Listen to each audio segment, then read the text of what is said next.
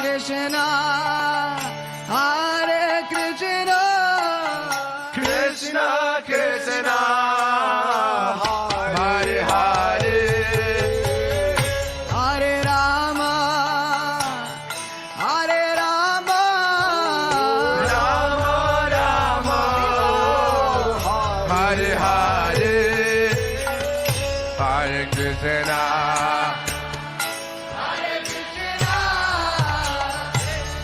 Krishna, Hare Hare, Hare Rama, Rama Rama, Hare Hare, Hare Krishna, Hare Krishna, Krishna Krishna, Hare Hare, Hare Rama, Hare Rama, Rama Rama, Hare Hare.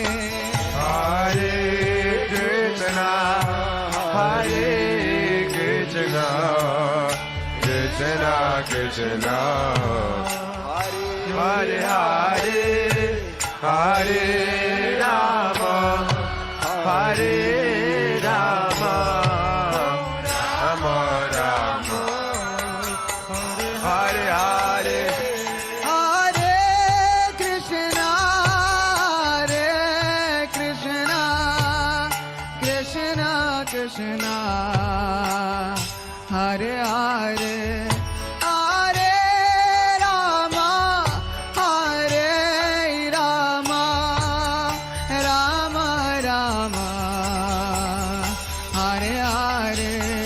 Hare Krishna, Hare Krishna, Krishna Krishna, Hare Hare, Hare Rama, Hare Rama, Rama Rama, Hare Hare.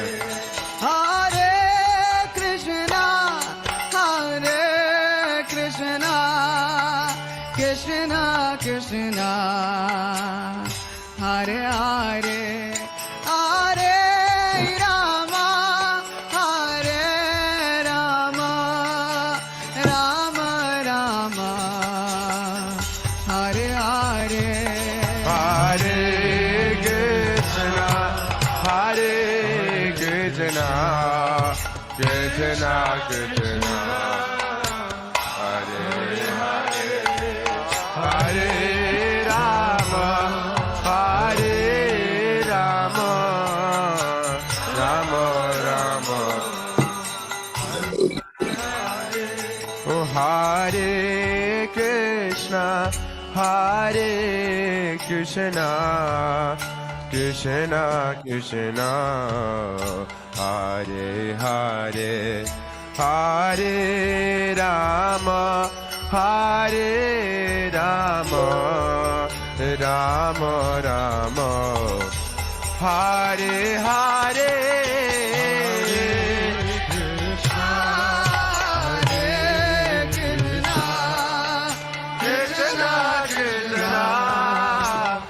Hare Hare, Hare Rama, Hare Rama, oh Rama Rama, Hare Hare. Hare Krishna, the devotees, please accept my humble obeisances. All glories to Srila Prabhupada. Welcome this morning to Srimad Bhagavatam class, which is from Canto 1, the creation, chapter 18, and text 7. And we are fortunate this morning to have His Grace Balabhadra Bhattacharya Prabhu from ISKCON Atlanta to give us the class. I'm very excited. Hare Krishna Prabhu, please accept my humble obeisances. Oh, gosh. And it's all yours, everyone. I hope you can hear me okay. My computer's in the shop, so I'm using my iPad. Yeah, it comes quite clearly. You can hear Okay, it quite good. well. Okay. Yeah. Haribo. Hare.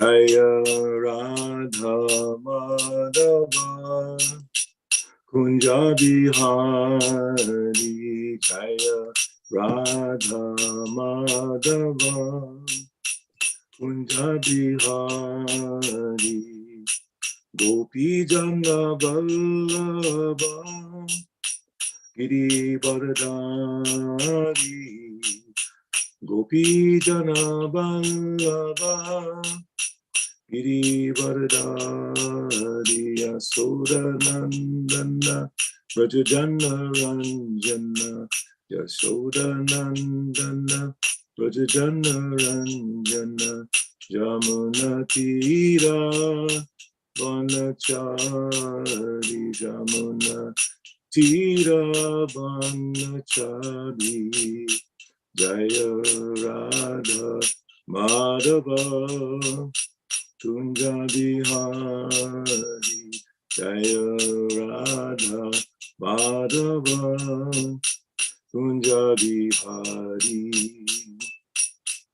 Gopi Jana Vallabha Giri Vardhari Gopi Jana Vallabha Giri Vardhari Yashoda Nandana Brajajana Ranjana Yashoda Nandana Brajajana Ranjana Jamuna Tira Vanachari Jamuna Tira Vanachari Jaya Radha Madhava Kunja Bihari Jai Radha Madhava Kunja Bihari Jai Vishnupad Paramahamsa Paribrajacharya Stotadisita Sri Srimad Divine Grace A.C. Bhaktivedanta Swami Srila Prabhupada Ki Jai Jai Nityalila Pravishta Om Vishnupad Paramahamsa Paribrajacharya Astotadisita Sri Srimad Bhaktisiddhanta Saraswati Goswami Prabhupada Ki Jai Ananta Koti Vaishnava Ki Jai Namacharya Haridas Thakur Ki Jai Prem Se Kaho Shri Krishna Chaitanya Prabhu Nityananda Shri Advaita Gadadhar Shivasadi Go Bhaktivinoda Ki Jai Shri Shri Radha Krishna Gopalpinath Shama Kunda Radha Kunda Giri Govardhan Ki Jai Vrindavan Dham Ki Jai Navadip Dham Ki Jai Mayapur Dham Ki Jai Jagannath Puri Nilachala Dham Ki Jai Jagannath Baladev Subhadra Maharani Ki Jai Shri Shri Gauri Tai Ki Jai Shri Shri Radha Sharat Bihari Ki Jai Shri Shri Radha Madan Mahan Ki Jai Bhakti Devi Tulsi Devi Ki Jai Jamunamai Gangamai Ki Jai Samveda Bhakti Vrinda Ki Jai Hariram Sankirtan Ki Jai Sankirtan Jagat Ki Jai Transcendental Book Distribution Ki Jai Go Premanandi Shri Ram Vijay Utsav Ki Jai.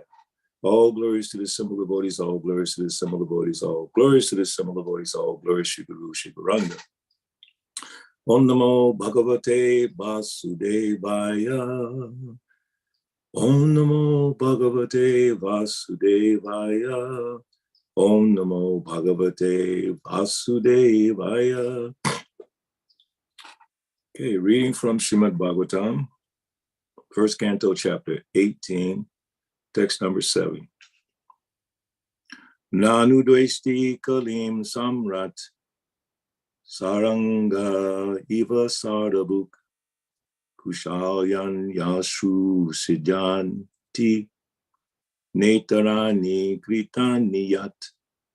Nanu dvesti kalim samrat saranga iva sardabuk kushalyan yashu siddhanti Netarani Kritaniyat Nanu dvesti kalim samrat Saranga iva sarabuk Kushalyan yashu siddhanti Netarani Kritaniyat. Nanu dveshti kalim samrat saranga eva sarabhok kushalam yashu siddhyanti netrani kritaniyat. Nanu dveshti kalim samrat Charanga eva sarabo Ushalanyashu siddhanti Netarani kritaniyat.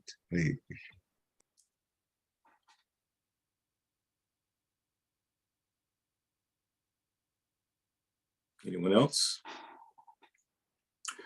word for word, na, never, anudveshti, envious, kalim, unto the personality of Kali, Samrat, the emperor, Saranga, realist, like the bees, Iva, like, Sarabuk, one who accepts the substance, Kushalani, auspicious objects, Ashu, immediately, Sijanti, becomes successful, Na, never, Itarani, which are inauspicious, Kritani, being performed, yet as much as. Translation and purport by His Divine Grace, A.C. Bhaktivedanta Swami Srila Prabhupada. Maharaj Parikshit was a realist, like the bees, who only accept the essence of a flower. He knew perfectly well that in this age of Kali, auspicious things produce good effects immediately, whereas inauspicious acts must be actually performed to render effects. So he was never envious of the personality of Kali. Purport. The age of Kali is called the fallen age. In this fallen age, because the living beings are in an awkward position, the Supreme Lord has given some special facilities to them. So by the will of the Lord, a living being does not become a victim of a sinful act until the act is actually performed. In other ages, simply by thinking of performing a sinful act, one used to become a victim of the act. On the contrary, a living being in this age is awarded with the results of pious acts simply by thinking of them. Maharaj Parikshit, being the most learned and experienced king by the grace of the Lord, was not unnecessarily envious of the personality of Kali because he did not intend to give him any chance to perform any sinful act. He protected his subjects from falling prey to the sinful acts of the age of Kali. And at the same time, he gave full facility to the age of Kali by allotting him some particular places. At the end of the Srimad Bhagavatam, it is said that even though all nefarious activities of the personality of Kali are present, there is a great advantage in the age of Kali. One can attain salvation simply by chanting the holy name of the Lord. Thus, Maharaj Parikshit made an organized effort to propagate the chanting of the Lord's holy name. And thus he saved the citizens from the clutches of Kali. It is for this advantage only that great sages sometimes wish all good for the age of Kali. In the Vedas also it is said that by discourse on Lord Krishna's activities, one can get rid of all the disadvantages of the age of Kali. In the beginning of the Srimad Bhagavatam, it is also said that by recitation of Srimad Bhagavatam, the Supreme Lord becomes at once arrested within one's heart. These are some of the great advantages of the age of Kali. And Maharaj Parikshit took all the advantages and did not think any ill of the age of Kali, true to his Vaishnavite cult. Om Agyanatimirandasa Jananjanan Salakaya Chaksu Militam Yena Tasmai Shri Gurave Namaha. Shri Chaitanya Manovistam Stapitam Yena Bhutale Swam Rupa Gadab Maya Tatate Swabadante Kam Vandeham Shri Guru Shri Yutash Padakamalam Shri Gurum Vaishnavam Shcha Shri Rupam Sabadatam Savana Raghunatam Vitam Tam Sajivam Sadvaitam Sabadrutam Prijana Sahitam Krishna Chaitanya Evam Shri Radha Krishna Padam Sahagana Lalita Shri Vishakapitamscha. Jai Shri Krishna Chaitanya Prabhu Nityananda Shri Advaita Gadadhar Shivasati Govaktavinda Hare Krishna Krishna Krishna Hare Hare Hare Rama Rama Rama Hare Hare. So these are very interesting dynamics that are expressed in the purport as well as the verse regarding the age of Kali and the special mercy of the Lord for the fallen souls in the age of Kali. it brings to mind the idea that sometimes when a person is in a disadvantageous position, there are all kinds of special arrangements made for that person. For instance, if someone has a physical disadvantage and they have to be put into a wheelchair, so you have to make arrangements for a wheelchair ramp, so many things you have to do.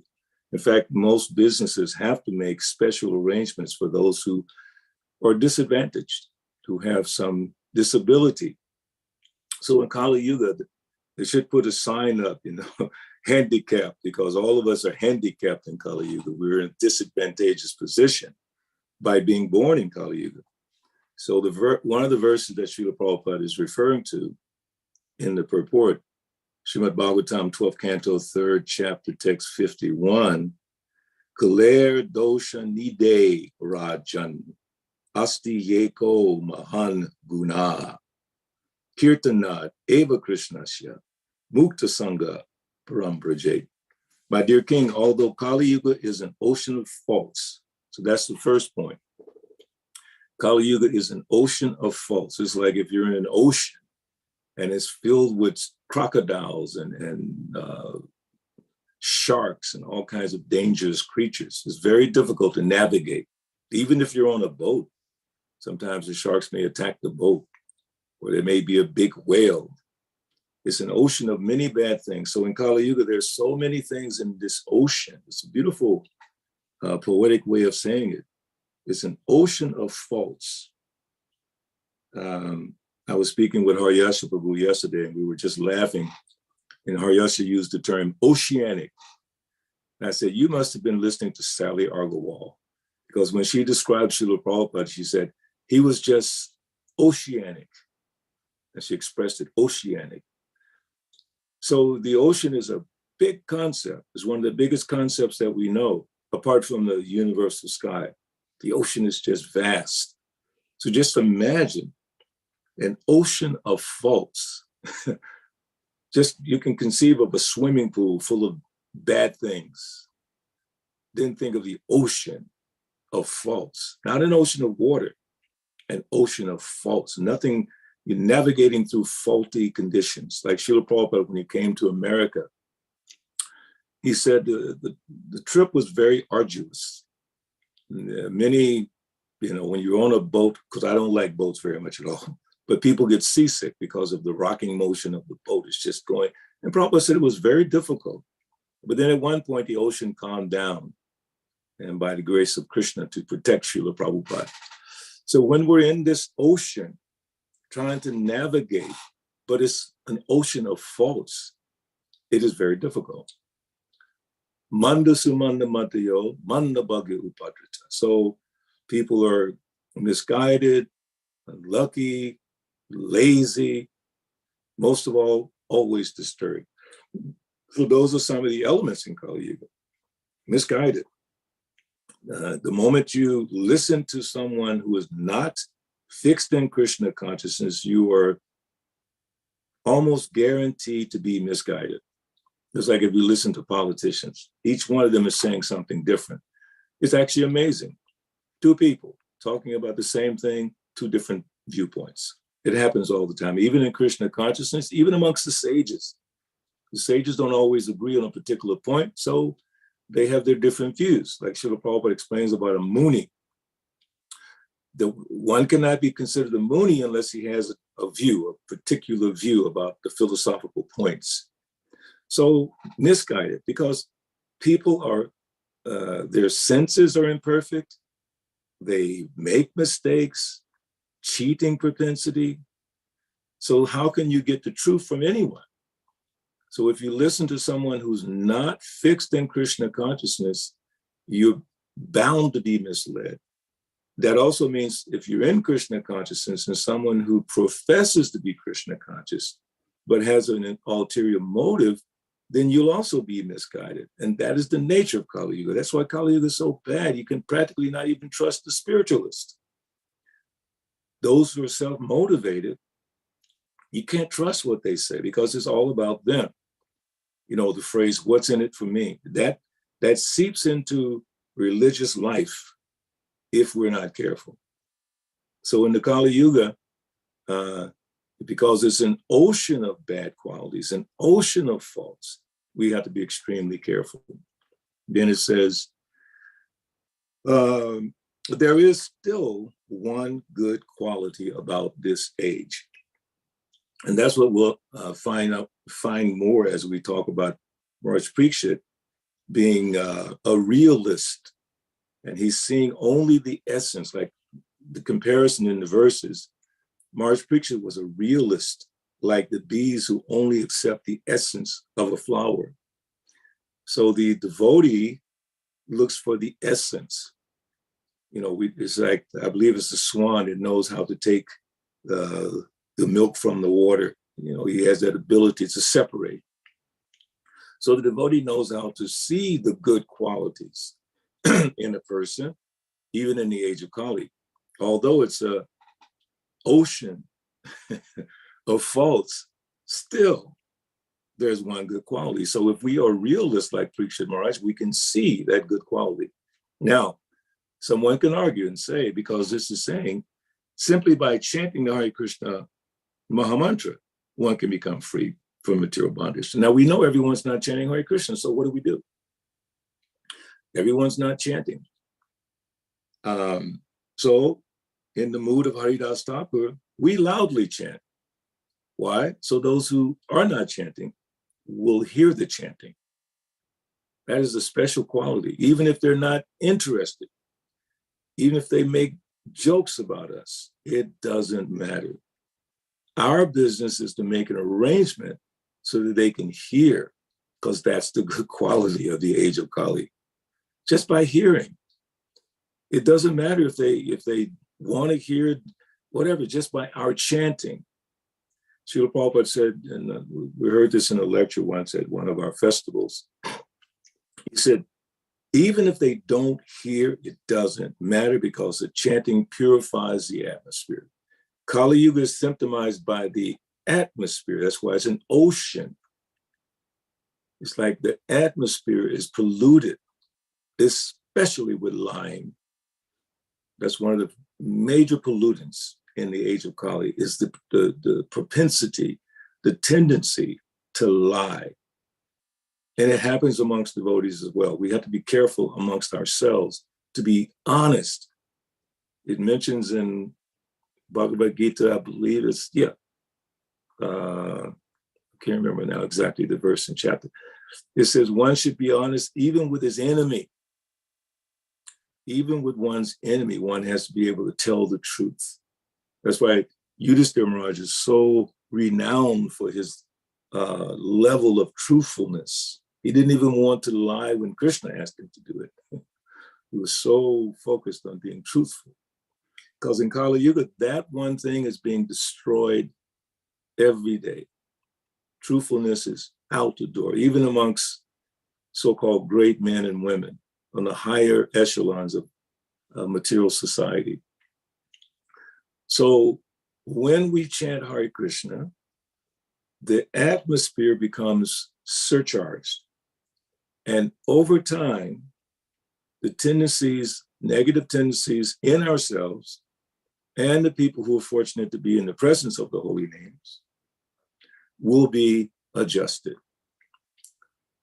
Every devotee that I have ever met has come from some material platform, whatever it might have been. It might have been an educational platform, might have been a business platform, might have been success in so many different fields of endeavor, but all coming from a mundane material perspective.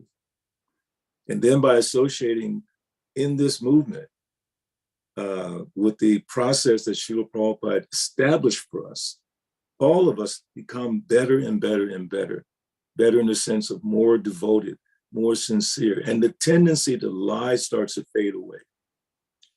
So Rupa Goswami tells us in the Nectar of Instruction, Guhyam Agyati Prichati.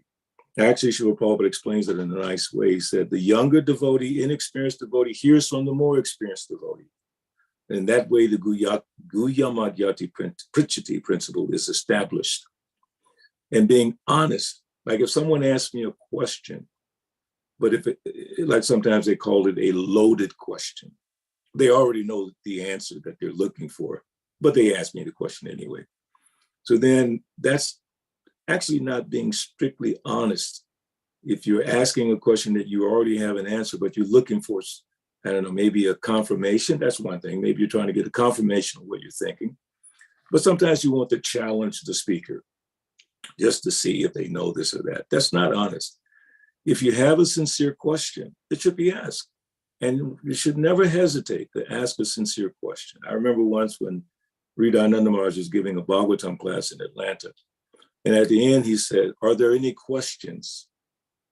And it was silence in the room. He said it 3 or 4 times, "Are there any questions?" Still there was silence. Then he said because he's very humorous, he said, "Do you have the brains to ask any questions?" I was like, okay. So me and my characteristically, sit in the front of a class personality, I asked the question. And we had a wonderful conversation back and forth. So when you have a concern and you bring it to a sincere, experienced devotee, or even if the devotee doesn't have a lot of experience, but they're very sincere, they will try their best to give you whatever understanding they have. I have a saying that I always use. I say, speak what you know. Speak what you know. And what you don't know, humbly admit. This is something I'm not familiar with. Let me see if I can find some answers for you. Let me research, like that. Because truthfulness is the quality of a devotee. Sumo Dhammastapas Saucham Shantir Arjavamevacha Gyana Vijnanamastakam Brahma Karma Sabhavacham. Within that framework is the way in which we should conduct our lives. We should be truthful. We should be honest. We should be clean. We should be straightforward. And in that way, the Kali Yuga can be adjusted, because that's what it is. It's all this lying and untruthfulness is in the atmosphere, is raining down upon us because we're in an ocean of bad faults, right? Ocean of faults. Try to remember that. Ocean of faults. Visualize it. Huge ocean filled with faults.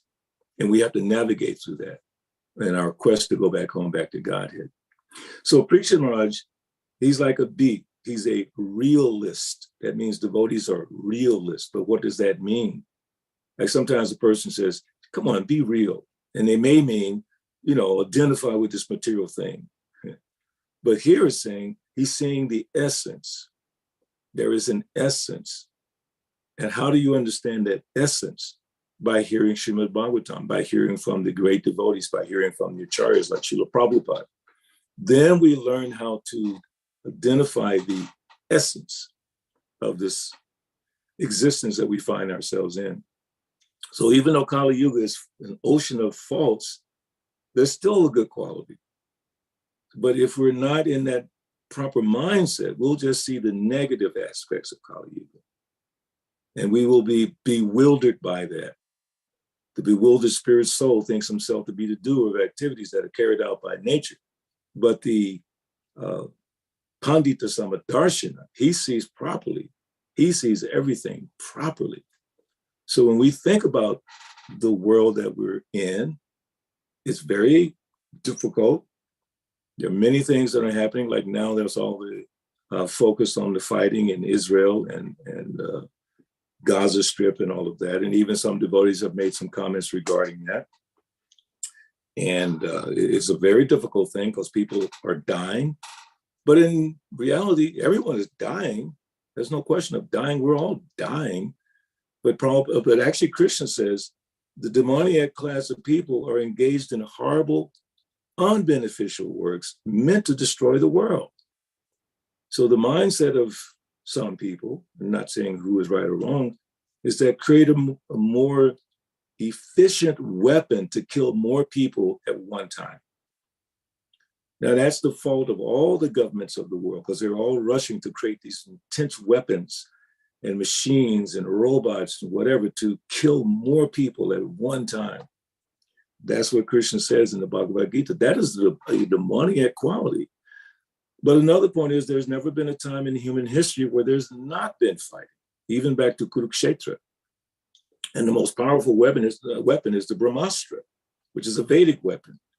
So that is something that's part of the DNA of being in the material world. But even though it's like that, still that's still one good quality.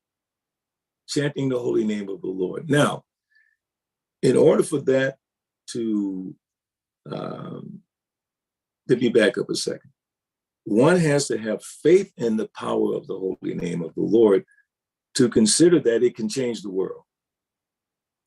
Otherwise, even as devotees, we'll look for other ways to impact society, sophisticated ways, intellectual ways to impact society. There is no better way in this ocean of faults other than this one essential quality, the holy name of the Lord. Srila Bhaktivinoda Thakur says in his beautiful bhajan, Udilo adunu purubabaji dwijamani goda amanita. At the end he says, there's nothing but the holy name in all the 14 worlds, and it has filled the soul of Bhaktivinoda. Nothing.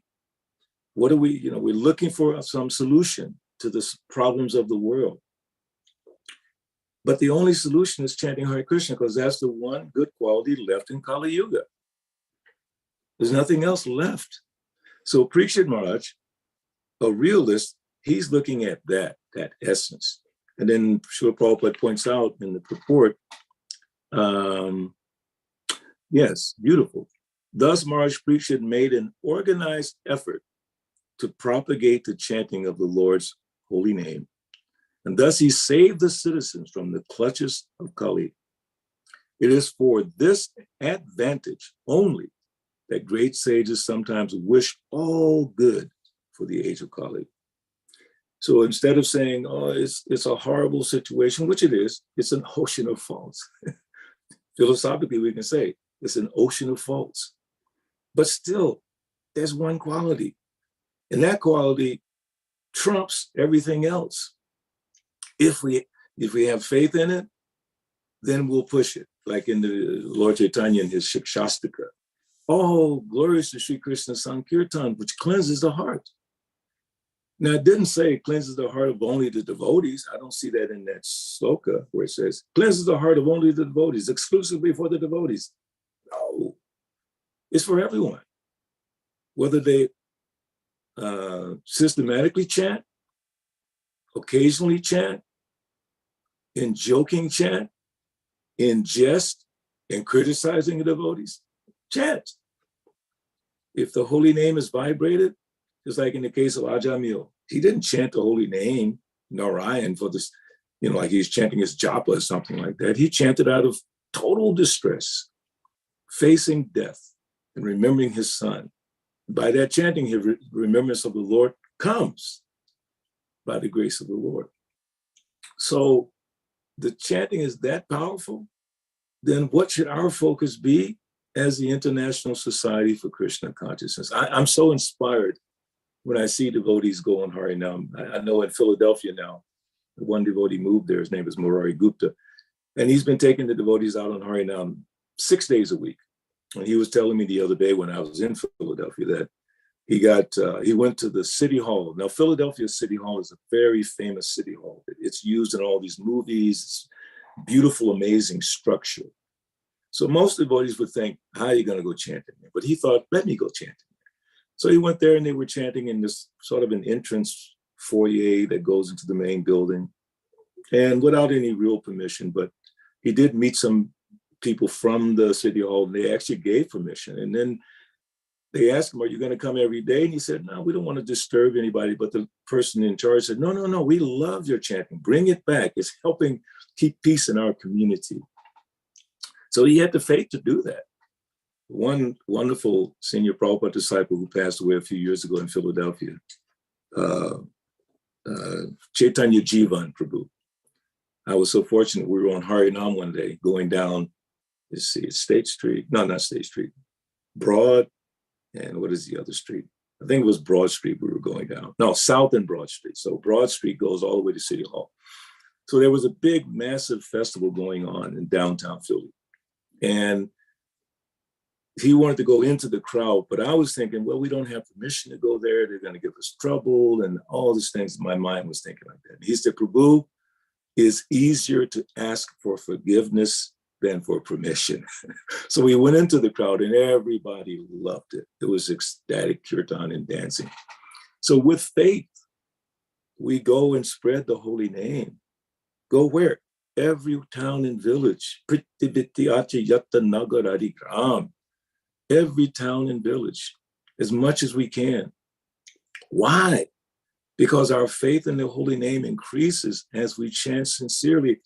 Prabhupada said this morning in a lecture, even if you're offensive in your chanting, keep chanting, it will purify. So we keep chanting day after day, year after year. And then all of a sudden, these emotions come into our heart, and we begin to realize what we've studied, and that this ocean of faults, there's a good quality, which is chanting the holy names. One can become free from material bondage and be promoted to the transcendental kingdom by this one good quality, by us being realists and seeing the essence and not looking for some mundane solution. There is no mundane solution to the problems of the world. Never has been, never will be. The solution is spreading the Sankirtan movement.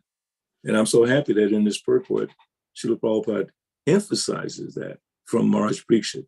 So Maharaj Parikshit made an organized effort. There's another important word. Organized, not haphazard or just organized. I remember a wonderful devotee in Atlanta, Radha Mohan Prabhu. He was our chief Brahmachari trainer. Wonderful, wonderful devotee. And he made sure we were organized when we went on Harinam. Proper clothing, making sure we respected the public, don't just, running everywhere, just really respectful, organized. It was just beautiful. And I remember years and years ago, the local newspapers would feature the Hare Krishnas in the wintertime, to feature the Hare Krishnas in the springtime, because it just looked so nice. Because his mindset was, we represent Srila Prabhupada. When we go into the public, we're representing Srila Prabhupada, and we should do it properly. It was very wonderful. So organized effort. Effort is also there. Nothing happens without effort. You could be organized, but if you never do anything, what's the point? Totally organized, everything's first class, but you never do anything. Must make the effort. So that's a very nice grouping of words. Organized effort to do what? Propagate the chanting. So the first purpose of ISKCON is to systematically propagate. That word comes up again, propagate. Organized effort to propagate the chanting of the Lord's holy names. And thus, he saved the citizens from the clutches of Kali. It's almost like we're being blessed here today. I hope we understand that. We're being blessed today with what Srila Prabhupada is, how he's describing Maharaj Parikshit. First as a realist, seeing the essence. Now he's given us specific inspiration, if not guidelines. Organized effort to propagate the chanting of the Lord's holy name. Why? So that the citizens can be saved from the clutches of Kali, which is an ocean of bad faults. Now, if anyone can show me a better way, I'll do it. But so far in 50 years, I have not seen a better way than just going out in the public chanting or making some other arrangement like festivals. And I apologize, Parikshit Prabhu and Madhana Suya, I couldn't make the Kirtan Festival this past weekend. I felt really bad, I really wanted to be there, but That's okay. I had to come back for some other programs, but I will come. I'll come and get the dust of your feet very soon. But I'm sure it was ecstatic. Like I remember this devotee, god brother of mine, he passed away. Gohari. Gohari was at Gita Nagari and Philadelphia. He's a very well-known devotee, Prabhupada disciple. So he was giving Bhagavatam class in Atlanta one day. And he gave a really just beautiful class. And at the end, he said, now let's take all this ecstasy out to the streets. All the nectar that we just generated, let's take it out to the street. And Brahmananda also, if you look at that old movie about 26th Avenue, they had this raucous kirtan inside. And then Brahmananda stands up. He said, now we're going to go out into the street. Then they go out the door, turn right with all these big bass drums and all these hippies and just chanting Hare Krishna. Why? Because it will purify New York City, Harrisburg, Atlanta, Philly, LA, everywhere. Prite Vityache Yatanagaradigram. All the towns and villages. If we don't do that, what will happen? It's like conversely, what will happen if we don't do that? Kali Yuga will get more intense. Now, devotees will say, sometimes very comfortably will say, well, you know, it's Kali Yuga. Yeah, we know it's Kali Yuga. But didn't we hear that this movement will spread for the next 10,000 years, like Prabhupada's, the books that he's given us are the law books for the next 10,000 years. And by the grace of the Lord, Kali Yuga can transform into Satya Yuga, which is explained. Today we're celebrating Brahmi Jayotsav. So in the 9th canto, one purport, Srila Prabhupada says that by this chanting, the atmosphere of Kali Yuga can change into Satya Yuga. I don't really think all devotees believe that. It's almost like too big of a dream. You're kidding me. There's no way that can happen. That's why it's not happening. When you say there's no way, that means it'll never happen. You're not making an organized effort. And you can't make an organized effort unless you have faith in the thing, whatever it is you're talking about, whatever it might be, medicine, music, politics. You don't make an effort because you don't have faith in the outcome. You don't think it will happen. Just like that example I gave you when we were in Philly for Harinam, and I didn't think we could go into that crowd. Chaitanya Jivan had faith. He said, we can go into that crowd. Let's go. And it turned out wonderful.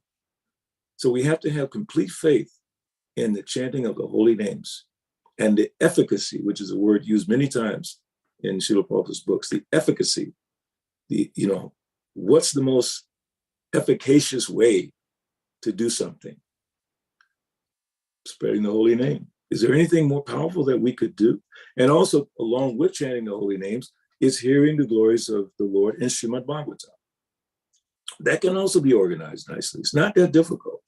There's so many programs that we can do to expose people to Srimad Bhagavatam. In Bhagavad Gita, I remember once I was working in my hometown with some programs there as a devotee, as a temple president of Atlanta. And we conceived of a program which was Gita Jayanti in that neighborhood, which was a high crime neighborhood. Okay, after I moved away, it became a drug infested place. It was just ridiculous. But still, we have faith that the people can hear, even they don't know Sanskrit, because we normally chant the Bhagavad Gita, Gita Jayanti, just the Sanskrit. So we conceived this program. We talked to some local people. They thought, that'll be nice. Let's do it as a blessing for the community. So we read the entire Bhagavad Gita in my old elementary school in my hometown in an area that had become drug infested. In fact, right next to the elementary school was one of the worst places where the drug things were happening. Now, I remember Sikhi Mihiti Bubu came with me that day, came in a dhoti, all shaved up, beautiful. And he distributed 60 Bhagavad Gitas as the drug dealers were coming out of the neighborhood. And because there's only one way in, one way out. So he was stopping cars in the middle of the street. I would probably not do that myself, but Sikh is just so powerful. Stopping cars and making sure people got Bhagavad Gita, 60 hardbound Bhagavad Gitas in my old neighborhood. I was so touched. And then we did the entire Bhagavad Gita. And a little side note, I had one of our members, his name is Mr. Modi, excellent Sanskrit chanter. I think Gita, you might remember Mr. Modi, Mr. and Mrs. Modi. So Mr. Modi I asked him to come and chant the Bhagavad Gita, but that same day, within a 2-day period, there was a guy who had broken out of jail. He had killed a judge. He had killed several officers. He had killed several people, and he was on the loose in Atlanta. So Mr. Modi's wife, who's such a beautiful, gentle lady, she forbade her husband from going out to East Point out of fear that he might be attacked. And so Modi called me that morning and said, well, as Prabhu, I really feel sorry I can't come. My wife is saying I cannot come. But later on he came, he said, I have to be there. This is for Krishna. I will not function out of fear. So he came and read the entire Bhagavad Gita to a community of people who had no idea what is Sanskrit and nothing. But the vibration was so powerful. I'm telling you, people were so inspired. They were just blissful. So again, I'm saying that an organized effort, use our intelligence, based on knowledge of what we have in front of us. Like Srila Prabhupada in the lecture this morning was talking about this when he was a businessman, when he was doing pharmaceutical work. And he mentioned this one guy that would come and buy so much of his medicines. And that man had learned how to use the medicines, even though he was not an authorized doctor, but he had learned how to use different medicines. And Prabhupada said he would just buy tons of the medicines because he knew the efficacy, what these things could do for people. So do we have that faith that the holy name can do it? I think most devotees to some degree do, but maybe they're not making the effort. And there might be some hesitancy, there might be some fear, whatever it might be. But all those things will be removed. And I was just talking about the Bhagavatam, by regular attendance in classes on Srimad Bhagavatam. All the inauspicious things in the heart, the doubts, the misgivings, they're practically destroyed to nil. And then loving service to the Lord becomes established as an irrevocable fact. So if we take these things that we're hearing, put them into practice, the other quality of the Brahmana, jnana, vijnana, it's not enough just to gather knowledge, study the books, take notes, it's not enough. Vijnana, knowledge by practical application, which means wisdom. So if we've had enough experiences to see the power of the holy name in action, then the tendency will be to increase that activity because we know it works. We've tried so many things, especially in our movement. We've tried so many things. I've been a part of so many initiatives in this movement. It's incredible. But the simple solution, sometimes we overlook that. I remember once at a GBC president's meeting in Chicago. And I was just getting frustrated. It was just so much meeting and meeting and meeting. My head was starting to hurt. So one day at lunch, I said, Prabhu's, Maharajas, let's just go on the street and do Harinam. And lo and behold, all the Maharajas, all the GBCs and the presidents, we all went out. You know, Chicago Temple now is on Lunt Street. So we came out the front door, took a right, went up to the next big street and took a left and started marching almost to downtown. And it was such a beautiful scene. All these senior devotees, all these gurus and some GBCs just chanting Hare Krishna together. It was just so powerful. That is what's needed. Like our dear Indrajuna Maharaj and so many other leaders are going out to the public to distribute the holy names, following the example set by Srila Prabhupada and being emphasized here. Maharaj Pariksit made an organized effort to propagate the chanting of the Lord's holy name. And thus, he saved the citizens from the clutches of Kali because, as the verse begins, he was a realist. He understood the essence. So what is the essence? Oh my God, it just made me think of a verse again from Nectar of Instruction. Where is it? Yeah. Verse number 8. I'll finish with this. It is so beautiful. Actually, 7 and 8 are really amazing verses. They're all amazing verses. Let me do 7 and 8. 7 says, the holy name, character, pastimes, and activities of Krishna are all transcendently sweet, like sugar candy.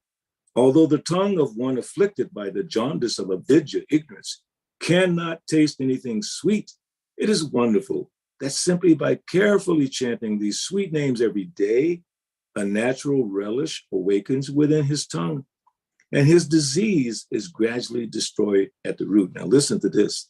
The essence of all advice is that one should utilize one's full time, 24 hours a day, in nicely chanting and remembering the Lord's divine name, transcendental form, qualities, and eternal pastimes, thereby gradually engaging one's tongue and mind.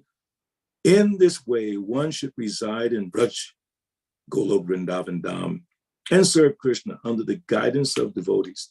One should follow in the footsteps of the Lord's beloved devotees who are deeply attached to his devotional service. So there again, the essence of all advice is that one should spend 24 hours a day nicely chanting and remembering the Lord's divine name. So I will stop with that. See if anyone has a question or a comment. Thank you very much. Hare Krishna. Thank you very, very much for this nice class And Mother Gita has raised her hand. So, Mataji, please go ahead. Hare Krishna. Hare Krishna, please accept my humble obeisances. All glories to Srila Prabhupada. I accept my humble obeisance. All glories to Srila Prabhupada. Thank you, Prabhu, for an enlightening class. It's been a long time since I heard you. So thank you. So in the beginning of the class, you were talking about ocean of faults. So can you please give some practical examples how we can survive in the ocean of faults? Thank you. It is like if you're on the ocean, it's extremely important to have a very strong boat. A little small canoe on the ocean, no good. So what is that strong boat to navigate this ocean of faults? Kalei Doshini Day. What is that? Kalei of the age of Kali, Doshini Day. Doshini Day in the ocean of faults. So what is that boat? That boat is devotional service. What is the most powerful form of devotional service? Hearing and chanting. So I remember when Vaishya Sikha Prabhu was recently in Atlanta, and he gave a seminar preparing the devotees for book distribution the next day. And he said he wrote out these, I think, 7 laws of book distribution. He calls it like that. So the first rule, law, principle is strong sadhana. Strong sadhana. And I know how Vaishya Sikha Prabhu thinks because we were brahmacharis together in Atlanta doing book distribution.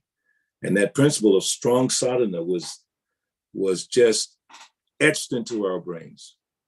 Morning program, 2:30 in the morning, something in the temple room with the devotees, Mangalarti, class, deity worship, and of course, prasadam at the end. Vaishya Sikha is funny because he would eat such a huge plate of prasadam, it would last him all day.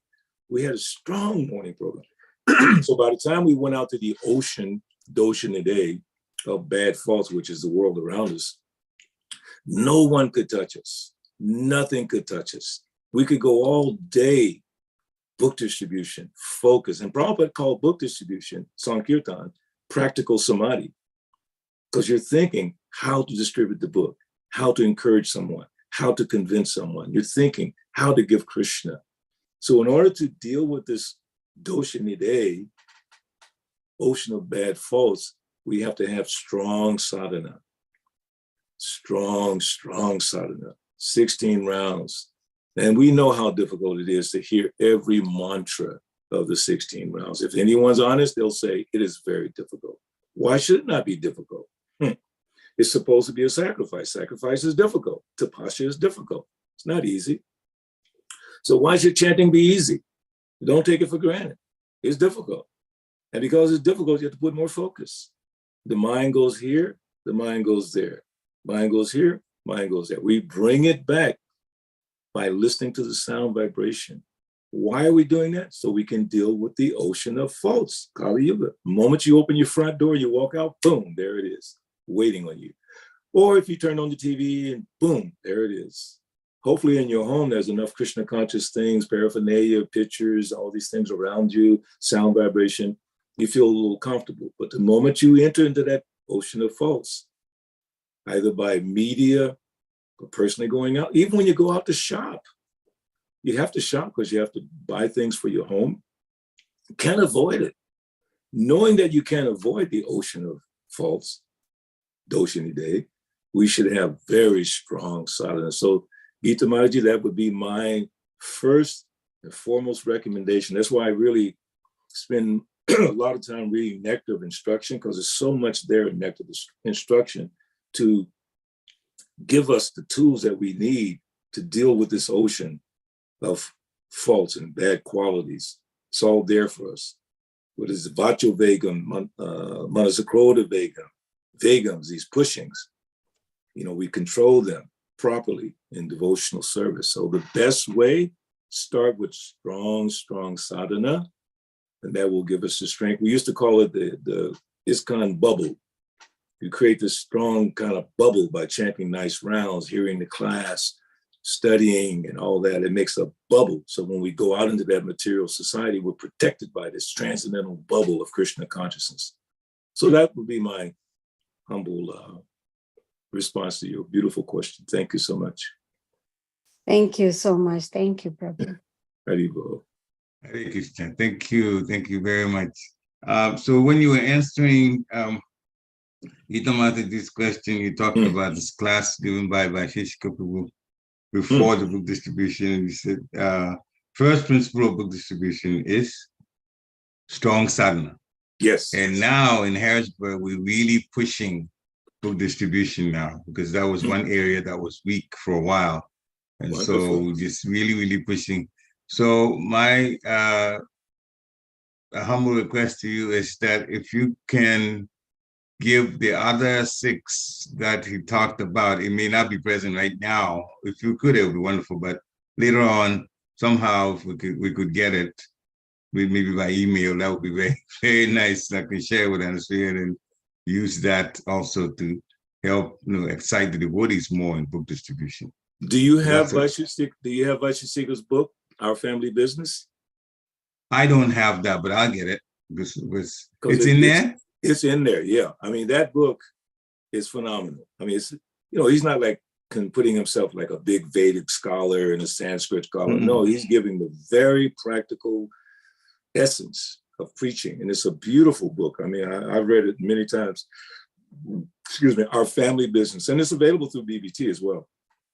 Okay. Our Family Business. That would be my highest recommendation. Get that. And as you're building your Sankirtan team, use that as kind of like you're in football, you have your playbook, Okay, so yeah. The coach works from a playbook, it's call that play. Like Vaisheshika says, if you go to a Sankirtan spot, you've already figured out the spot you're going to go to. And there's someone else there. Like we go downtown sometimes in Atlanta, there's a Jehovah's Witnesses on practically every corner, So he says, if you go to a spot and someone's already there, just go find another spot. Don't just, you get all frustrated. And he has this wonderful thing he did in Atlanta. This is what he did. He was preparing the devotees for the next day's Sankirtan. And he said, I don't want you to distribute any books. Because, he knows how nervous people are. This first time they're going to go out there all scared. He said, no book distribution. I just want you to go out, get out of the van, and touch the pavement. And then get back in the van. That's what he's trying to do, he's trying to expose them little bit by. So then when they went on book distribution the next day, and there's a picture of it, you see Vaisheshika with his hand like that, with a bunch of devotees with their hand like that, pointing to their feet, touching the pavement. It was like so beautiful. And then what he did at the end, when they came back from book distribution, he arranged prasadam. I think they had pizza, I don't remember, but he always makes sure that it's organized effort. They come together before they go out, and they have some inspiration. Then they go out, and then when they come back, there's prasadam. And I remember growing up in book distribution, that was always the case. In the evening, nice prasadam. In the morning, nice prasadam, and you just go. So in the book, Our Family Business, he describes so many details how to organize book distribution. So I would recommend you get that.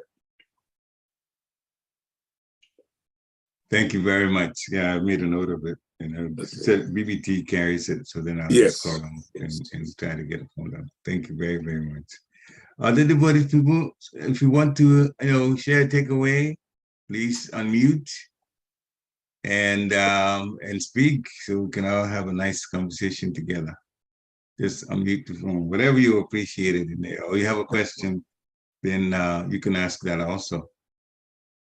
Questions, takeaways. I'm gonna ask a question of Champaka Latasaki. I see that you're there, Champaka. Can you unmute for 1 minute? Are you driving? Or maybe she might be driving. Champaka, can you unmute? In Atlanta, she's one of the devotees that goes on Sankirtan all the time. Wherever she goes, if it's shopping and this and that, she's always trying to do book distribution. And especially there's a place, it's called the Patel Brothers in Atlanta. And there's a new preaching center that just opened up in the same shopping center. So devotees, the brahmacharis from Krishna Life, they go there, and then Champakalata goes there with her children and just distributing more books than I can even conceive. It's just like going out, distributing books, thinking of different ways to increase the book distribution. So yeah, that's a nice example. You said there is, in this shopping center, there's a place that they open just for book distribution? No, they Oh. open a center. It's called Uh-huh. the Lakshmi Nrsimha Cultural Center. And these are all ISKCON devotees. But Okay. the idea is to make it accessible by people in that particular community, because it's about an hour away from the temple. And it's a huge Indian community developing there. And now they're trying to reach out more to Western people as well. But there's a focus on book distribution at that particular location, which is really interesting. I mean, thousands of books have gone out there, sets of Bhagavatams. I mean, it's like amazing. But again, organized effort. I love this phrase. Maharaj preached it like you're preach it. Maharaj preached it, made an organized effort. So you just said to me that you're making an organized effort to propagate the chanting of the holy names, which also means distributing Prabhupada's books. To do what? Save the citizens of Harrisburg from the clutches of Kali. So that is really, for the movement, that is those are the marching orders. All of our organizing should end up in systematically propagating the chanting of the holy names and the glories of Krishna. Organizing for organizing's sake has really not much value. Just to say we have a great organizational structure, we got this, that, blah, that's all great. But what is what's the widget that we're making in our company? They say in business, the only question a businessman should ask is, how can I improve upon that which I do every day? If I'm making a widget, how can I make it the best widget in the whole world? If we're talking about Sankirtan and preaching, how can we make it even better? I mean, you can't improve the potency of the holy name, but you can improve how you go about bringing it to the public. You can think of different ways, and guess what? In the verse, which I didn't address very much, it's the idea that in Kali Yuga, your thoughts, negative thoughts, have no reaction unless you do it. But your positive, auspicious thoughts, immediate benefit. So if you're thinking about book distribution, constantly meditating on preaching, how to spread the glories of the holy name, you get the benefit of that just by thinking. It's mentioned here in the purport. Yeah. Just by thinking. So we should all be absorbed in how can we increase and improve in our preaching. Yeah. And one last thing real quick, I hope I have a second, but I didn't get a chance to get into this one point. What fascinated me in this purport, if you go to the end, it says, in the beginning of Srimad Bhagavatam, it is also said that by the recitation of Srimad Bhagavatam, the Supreme Lord becomes at once arrested. That word threw me for a loop. Arrested. So I thought, what verse is Prabhupada talking about? So the only verse that comes to mind is text number 2 of the first canto. Because there it is said, right? There's a word here in this purport. Yeah, avarujyate. And the second verse of Srimad Bhagavatam starts Dharma projita kaita gotra paramo nirmasara. Now, and then at the end it says sadyo hrid avarujyate.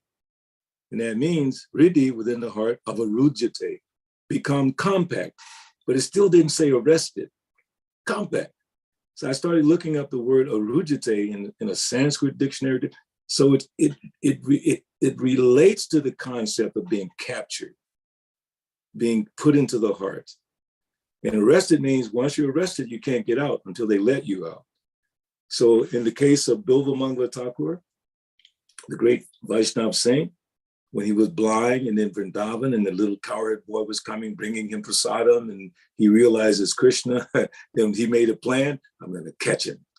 So then he was chasing Krishna. Krishna was running away and come on, old man, I'm over here. Come on, old man, I'm over there. And he couldn't see him. And then finally he caught him like that. And then Krishna got away.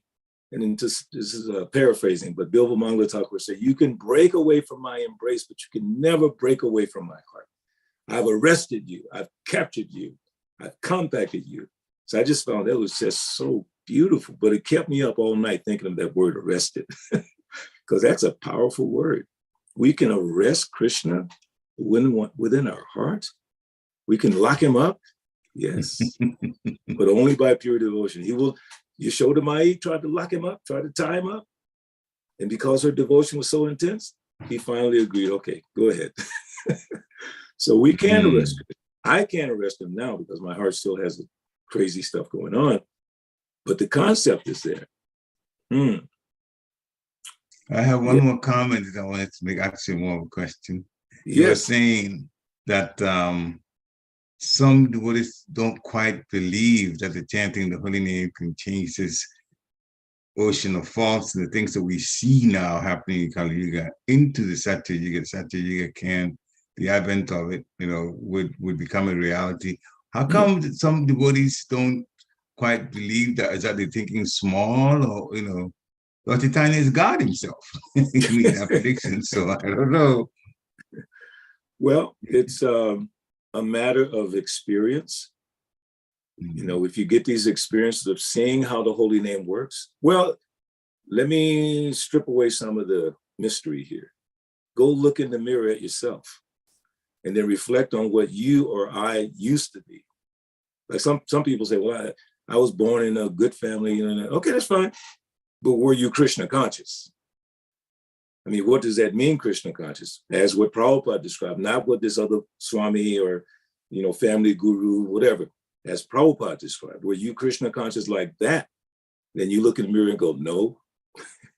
But then you just keep thinking that my transformation, my personal transformation, for me, Balabhadra, used to be Benny Tillman. I know what that is.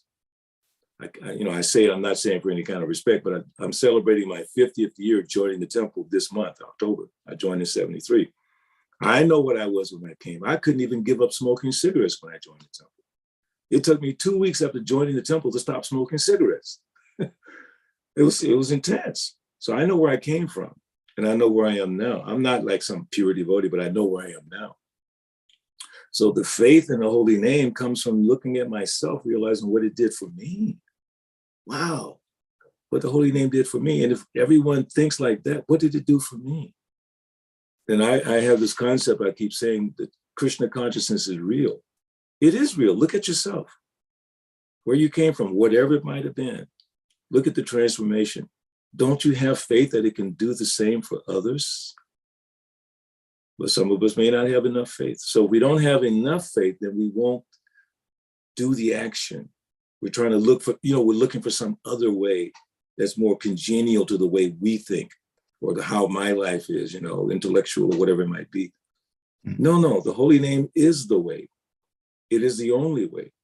That is the only way, like the Christians say, right? Jesus is the only way. So the holy name, the only way. I mean, Bhaktivinoda Thakur said it best. There's nothing but the holy name in all the 14 worlds. That means upper, middle, lower planetary system. What are we looking for? Going around the whole universe trying to find it. It's come right back to the same conclusion. Because in Kali Yuga, that's the special blessing that the Lord has given. Because he already knows, he created. All of these things are by the mercy of the Lord. Kali Yuga is by the mercy of the Lord. So he already knows. Since he already knows, he's inserted something that can help all of his jiva souls make progress on the path back to Godhead. And that's the Hare Krishna Maha Mantra. He put it there. He brought it. Golokera Premadan, Harinam Sankirtan. Came from the spiritual sky. And all we have to do is just be messengers, postmen. Just take it, give it. What's it gonna do? Don't worry about it. Yeah, like the mailman doesn't worry about what's in the mail. He just takes it, sticks it in your box. So we just take the holy name and bring it. Yeah, but it may not have, look, I don't see many people coming. And all this nonsense talk that's going on about how you dress on Harinam, I don't care. Just go. But I love going out in dhoti and tilak. And I mean, you know why? Because people look at you and they kind of go, what are you doing? What are you up to? It makes them curious. Like Prabhupada said, if the policeman doesn't wear a uniform, you don't know who the police is. And if you have problems, who do you go to? So I'm suffering in life. I say, oh, Hare Krishna, man, do you got any ideas that might be able to help me? You look like you might know something. You might be completely, don't know a whole lot, but you know something. It's amazing, bro. I'm just saying it's just amazing how simple it is. So my little acronym is a normal acronym, says KISS. It says keep it simple, stupid. That's what the mundane people say. So I thought, wait a minute. Keep it simple, sadhus. Keep Krishna consciousness simple. And, it's just everything we're doing, everything we're studying is meant to inspire us to go and give the holy name to as many people as we can. That's my simple conclusion. Hey, Krishna, thank you very, very much. No, thank you. It's very inspiring. Look, let me take over. Prabhu has a hand up. Prabhu, please go ahead. Hare Krishna, Prabhuji, Dandat Pranam to the Hare Krishna, Prabhu. Wonderful nectar, nectar from you, Prabhu. Thank you. I like the point you mentioned, the way Vaisheshika Prabhu says that, you don't decide how many book or what you're gonna do, just plan to be there and things will work it out. And that's the practical happens, when we ourselves, get there, Lord's mercy keeps flowing and the things starts working out. Yeah, that's a wonderful point. One should not, worry about what I'm gonna talk or how things will go.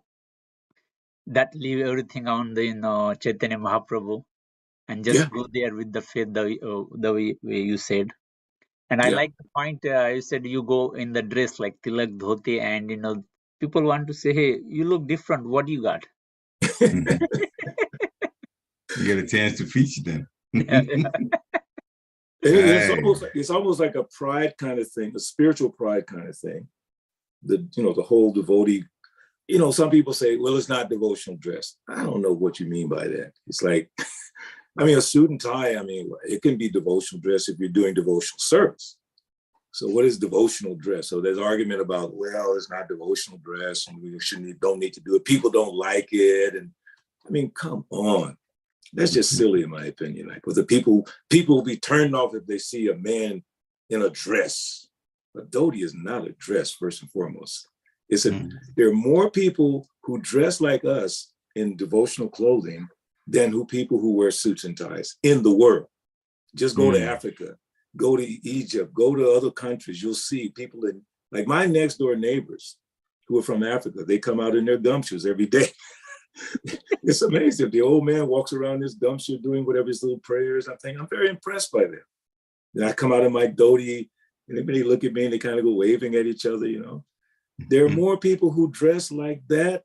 I made the assessment before, than people who just wear suits and ties and all that. Come on. Especially in India, there's like 1 billion plus people in India. And I guarantee the majority of them don't wear suits and ties every day. Absolutely not. Or Africa. You're from Africa, it's just no.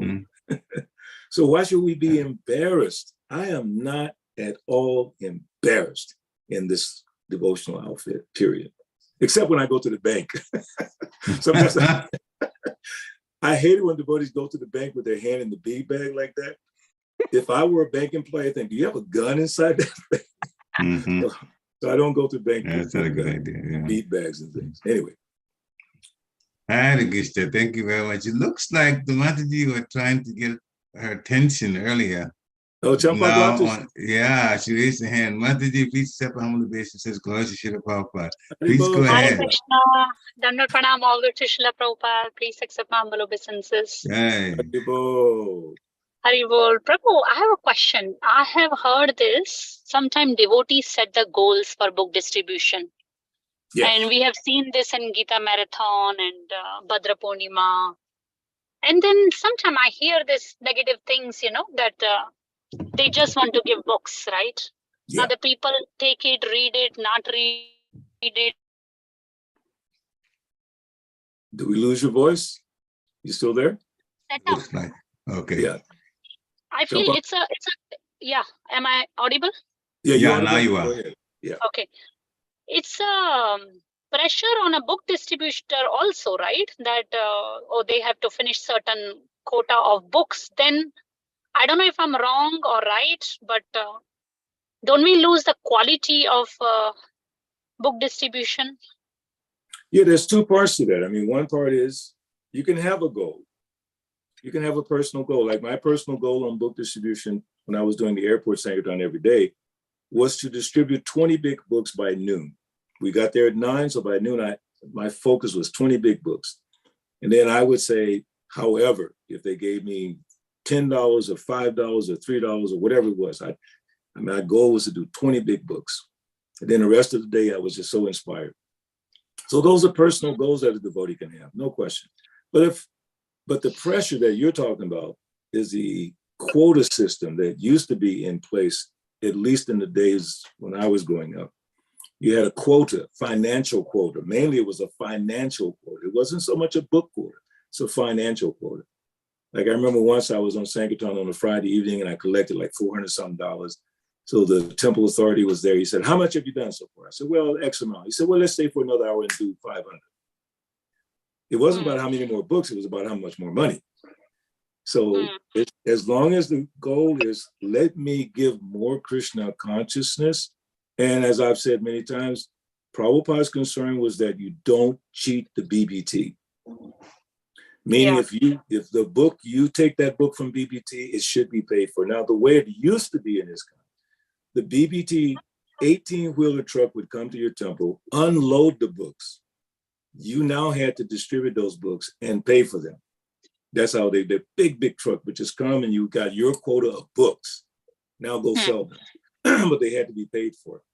When I first became temple president, the BBT wouldn't let me order any books because the Atlanta temple had a debt of $17,000 to the BBT. So I made a deal with the BBT. I said, okay, let me have some books. I have to have books. I have to distribute. Okay, Balabhadra, but you got to pay. I said, well, I'll pay you for the cost of the book plus 50% toward the debt. And then they said, absolutely, we'll give you books because you're paying for them. So my point there is that Prabhupada wanted to make sure the BBT was not shortchanged or cheated. So if you buy some books and you want to let them go for $1 or $5 or $10, that's kind of on you. But I always say, try to make sure the person that you're giving the book to is interested. You know, we give out little small pamphlets. That's fine. Just let pamphlets fly like anything, or even some small books. But when you find someone that's really interested and you talk to them a little bit and you say, please make sure you read the book. How you distribute that book, I'll leave it up to the individual devotee. But the books must be paid for. That's number one. Does that make sense, Champaklata? Yeah, it does. It does. Yes. Also, Prabhu, I had a question. Like sometimes we tell people to chant after us, right? But then few people, they don't want to chant after us. So I just speak and let it go for them. But then Well, I always wonder how to make them chant. Yeah, I'll tell one of your pastimes. No, Prabhu. No, I'm very bad at it. No, her husband has a clothing store in downtown Atlanta, in a pretty rough area, but it's a very well-known store. I think it's called New York Fashions, okay? It's a beautiful clothing, right? So we were there in front of the store one day, this is around Christmas time. And then Champaklata, her little son Krishna, her daughter Garima, myself, Charudeshan, the most famous book distributor in Bhattacharya, we were just doing our kirtan program. And Champaklata, and I have videos to prove what I'm saying, she would stop people and get them to get the book, and then she would get them to chant Hare Krishna, which was just beautiful. The people were just so happy. I remember a couple of people in the video and the photograph, they were just, and she said, Hare Krishna, and they thought, Hare Krishna, and they were just following her. That's wonderful. When you can do that, that is very, very special. And you know Champaklata, and Gita also knows that. Who is it, Mataji? Jyotika. Yeah, Jyotika. Who passed away some years ago. Jyotika was amazing at getting people to chant. I cannot do what that lady did.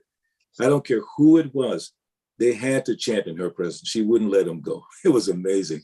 And one very famous rapper from Atlanta, Pastor Troy, very famous rapper, she had him chanting and she had him sit down with me and chant. I said, how did she do that? Faith. Gita? Yes, Mataji? Yeah, Jyotika would make people dance also. Oh my God. I had to post her videos again. She was amazing. Not initiated, but totally just committed to, especially Radharani. Radharani was her 100% focus. And the deity in Atlanta, Radha Madamahan, that was her 100% focus. And Radharani empowered this lady to make others chant and dance. It was incredible.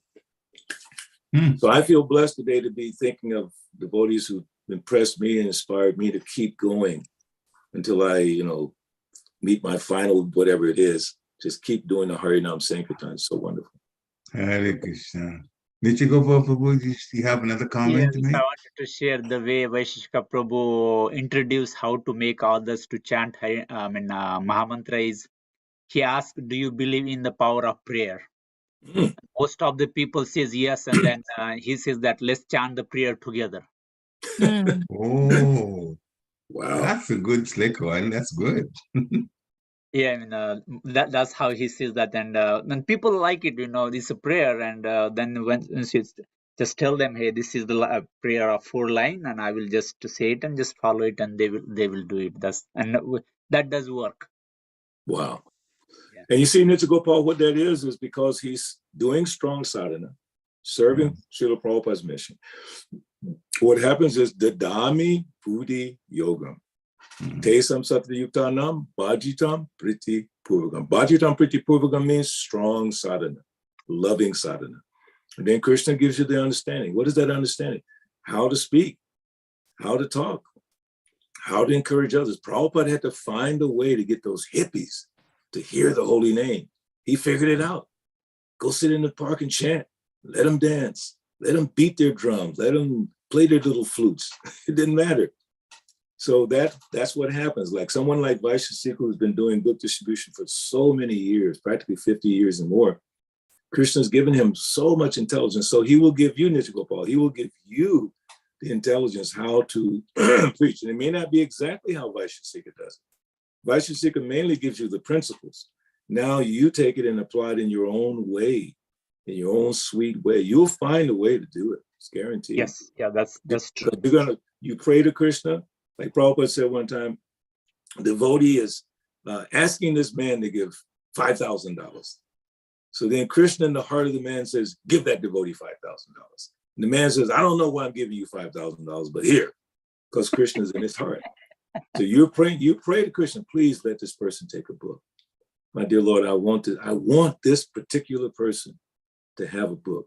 And you do that enough all day, you come back, you just feel ecstatic. But if you're just thinking about the money side of it, collecting Lakshmi is always good. Prabhupada says, what is it? Money is sweeter than honey, okay? He'll accept as much money as you can give. But that shouldn't just be your main thought. You're giving benefit to this person who may never have another chance in his entire life or even lifetime after lifetime. So you should think the benefit. What is Preaching Maharaj? Made an organized effort to propagate the chanting of the Lord's holy name and preaching book distribution. And thus he saved the citizens from the clutches of Kali.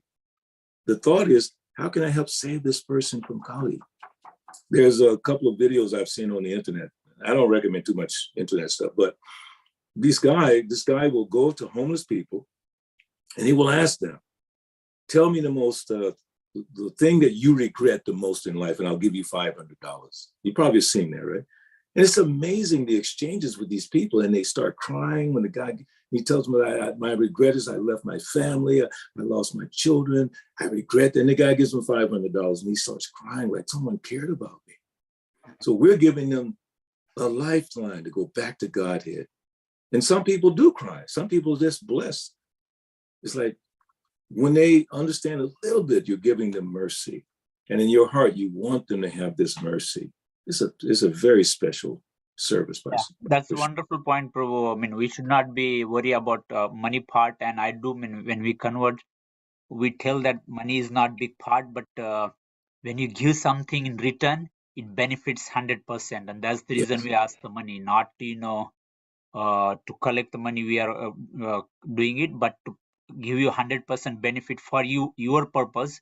We want, when you pay something, you'll benefit it fully. That's beautiful. People do like that idea, and they're willing to pay. See, the words will come to you by Krishna's grace. True. What I used to tell people, I said, listen, if you give a donation, it'll help me distribute more of these books to help more people. And then in their little heart goes like, that's nice. You're trying to help people. That's okay, good. I'll give you 10. But then I tell them, he said, well, how much does it cost? I said, well, normally it sells for 20 in the stores. And most people give 10. but you give as much as you like. Now, the logic there is that you gave them an idea of what they could give. If you kind of leave it up in the air, to kind of give you a penny, you know. But if you say, the book costs this much, it sells for this much, it does. You look on the internet, it sells for what, 15, 19, whatever it is. And most people give 10 or whatever, but you can give as much as you can. So in your mind, you're thinking, oh, he's expecting a little something. But if the person doesn't have money, but they really, really want the book, and you have the facility to give it to them, that's a choice that you can make right on the spot. The person who gave me the book the first time, he took my last 35 cents, which was bus fare, 50 years ago, bus fare to go home from work, because the bus was cheap then, right? He convinced me to give him my last 35 cents in my pocket. I hadn't got paid at that time during the week, right? And I never saved money. And I thought, wait a minute, I just gave this man 35. I gave him my bus fare. How am I going to get home? But he convinced me of the importance of that book, and I wanted it. And then by Krishna's arrangement, I saw a friend, he gave me the money for bus fare, whatever, it's a whole story, but what a blessing. As Prabhu is saying, you know, you say, you give something, you will benefit from this. And you will help me also benefit others by giving more books to people like yourself. You'll find a way, you'll find the words to say, okay? By Krishna's grace. Thank you very much for this wonderful lecture and discussion. Wonderful discussion from it. So much we've learned now. Our family business, I'm going to go after that book. Yes, yes. We got more ideas too from it. Thank you very much for coming. Once a month, we get you next month, hopefully. The time we'll all be here to hear you again. Yeah, thank you. Bhattacharya, Kripa Sindhu Bheva Cha Patitanam Pavanebhyo. Oh, no. Prabhupada ki jai. Haribol. Thank you, everyone. Have a blessed day. Hare Krishna. Hare Krishna. Haribol. Hare Krishna. Glory to Prabhupada. Hare Krishna. Hare Krishna. Hare Krishna.